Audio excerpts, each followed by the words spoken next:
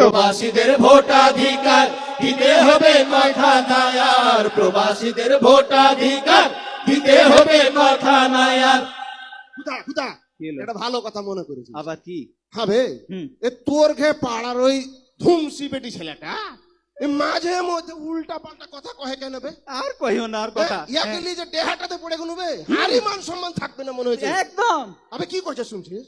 টিভিতে এসে আগা করে কইছে হ্যাঁ, যারা বাড়ির ভিটা মাটি, বেচে গরু বকরি, মুরগির ডিম বেচে বিদেশে গেছে, গেছে। এরা খালি টাকা ইনকাম করার বেলে মেশিন, এরা টাকা পাঠাইবে আর বহু বেটি বেলে বসে খাবে।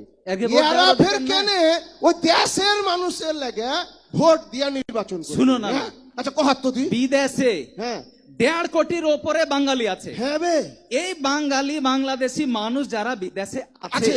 এরা টাকা পাঠাইছে। হ্যাঁ এর ঘে টাকাতে দেশের অর্থনীতি সচল হয়েছে। হয়েছে ধার শোধ করতে আগে দাও বে। কতগুলা ঋণ ছিল দেশে, ঋণ গালা শোধ হয়েছে। হয়েছে। আর ওর একেবারে ভোট দিতে দিবে না, এটা আচ্ছা, কহত কথা তো হলো। তুই। এরকম কেন করছে এরা জি? এরকম হ্যাঁ? করা যাবে না। ঘুষ হয় না কেন এর ঘে? প্রবাসীর ঘে ভোটের অধিকার দিতে হবে।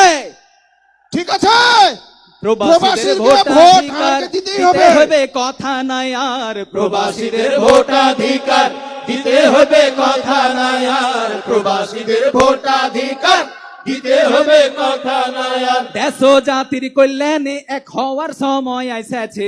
দেশ ও জাতির কল্যাণে এক হওয়ার সময় এসেছে, দেশ ও জাতির কল্যাণে এক হওয়ার সময় এসেছে। হে নানা সোহরাওয়ার্দী উদ্যানে জামাতের জাতীয় সমাবেশ হয়েছে। না না, হ্যাঁ, বুঝা। তাইলে এতক্ষণ হারা যে কথা গেলা কইনু, হ্যাঁ বে। তার মানে কোনো বৈষম্য থাকা যাবে না। না।